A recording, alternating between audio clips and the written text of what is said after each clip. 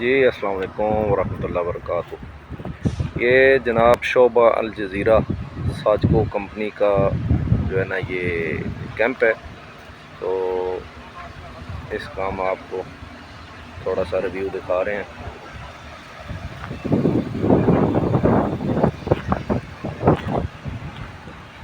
ये चलते हैं जी जनाब, ये रूम है यहाँ पे खाना वगैरह खाते हैं सब।